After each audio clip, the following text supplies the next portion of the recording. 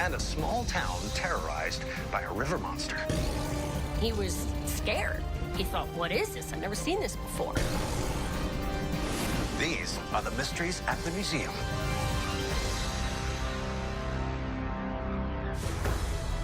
San Diego. Some of the best views of this Californian metropolis can be seen from the 2-mile-long Coronado Bridge. When it opened in 1969, the first person to drive over this engineering marvel was then Governor Ronald Reagan. And just north of this impressive structure is one of the city's most illustrious institutions, the San Diego Natural History Museum. The collection includes a ground sloth that lived 1 million years ago, the bones of a saber-toothed cat, and an American mastodon. But among these extraordinary beasts that once roamed the earth is a creature from the sea. The artifact weighs about 5 pounds and has rows of these long, thick teeth. It looks slightly intimidating, like it's designed to attack. This skull recalls a frightening monster that terrorized a tiny community. This is the story of a small town, a scientist, and a mythical beast that lurked in the darkness. It's June 1971 in the small town of Newport, Arkansas. A fisherman named Cloyce Warren is out on his boat on the White River when he spots something unusual in the murky depths. Swimming beneath the water is what appears to be a massive creature. The beast is more than 20 feet long, has strange grayish skin, and appears to have a horn on its head. He was scared. He thought, what is this? I've never seen this before. Warren grabs his camera and takes a picture of the Leviathan before it disappears. Later, he shows the image to his friends in town. The photo was blurry, but people could still tell it was not something that should be in that river. People were shocked.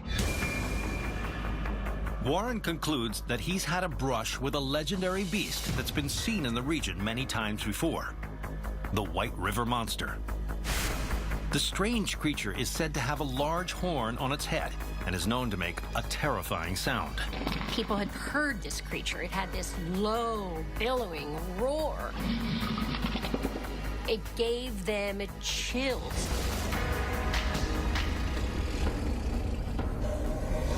As word of Warren's sighting spreads, many residents go hunting for the monster, hoping to capture it, dead or alive. One group even requests a permit to use dynamite to blast the beast out of the river. But Whitey, as it's come to be known, evades capture.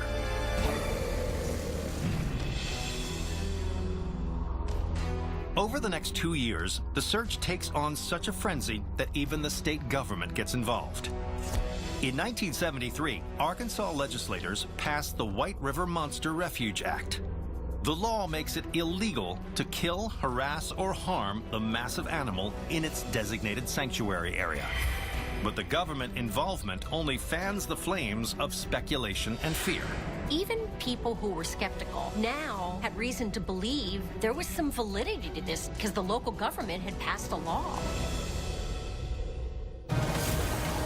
So what's the truth behind the White River Monster?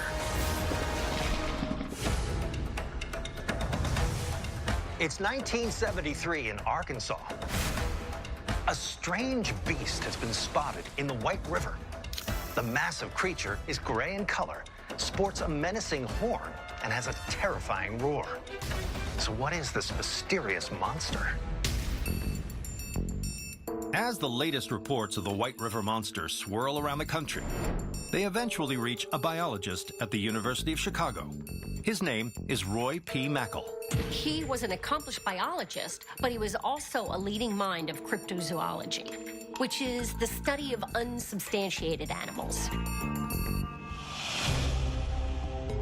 Mackle makes it his mission to identify the monster once and for all. He first considers the possibility that it is not a living creature, but an inanimate object like a sunken boat or a boulder. But he immediately rules the idea out. Many of the people that told of seeing this creature said that it was darting back and forth. Well, if it's a huge boulder, it's not going to dart back and forth. Some locals believe the monster is an unusually large snapping turtle, but Mackle doubts this could be the case. He knew snapping turtles do not grow to the size of a car. Based on decades' worth of eyewitness accounts, Mackle compiles a comprehensive description of the White River monster. It's then that he comes to a stunning realization. The beast is not a previously unknown species or a mythical monster, but a northern elephant seal. As proof, Mackle points to the creature's size and color. The northern elephant seal could grow as long as 15 feet and weigh up to 5,000 pounds. And the coloring is gray. These marine creatures have been spotted in the Gulf of Mexico and are known to migrate up to 13,000 miles. Mackle suspects one or more of them mistakenly swam up the Mississippi River and into a tributary, the White River. It made perfect sense that no one would recognize this thing because a northern elephant seal is not native to this area. Male northern elephant seals get their name from a large proboscis, which resembles an elephant's trunk.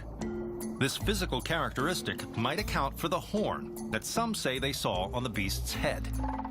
Finally, these creatures are known to exhibit a particularly noisy trait. To attract a mate, male elephant seals make a deep, bellowing roar. Mackle was thrilled he had cracked the case. He knew what this thing was. Today, this northern elephant seal skull is on display at the San Diego Natural History Museum in California. It tells the surprising story of one man's search for answers and the murky truth behind a legendary creature of the deep.